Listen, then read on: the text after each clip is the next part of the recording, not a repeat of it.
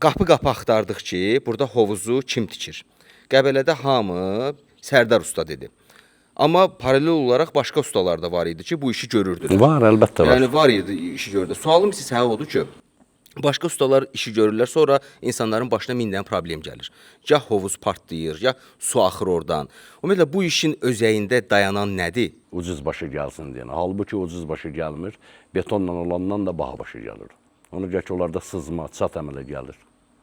Sənin iş prinsipin nədir bu məsələdə? Betonla görülməlidir mütləq. Armatur toxunmalıdır, betonla, zavod betonla bu iş görülməlidir. Yəni keyfiyyətli alınmalıdır. Betonla kubikin birləşmə hissəsindən çat verir. Ya divarında çat verir, ya hörgünlə eləyirlər, üstündə kəmər tökürlər, payasa. Payasanın altından çat verir. Onun təzdən ona setka toxunur, təzdən beton tökülür. Minimum 10 sant. O da əlavə rasxoddur.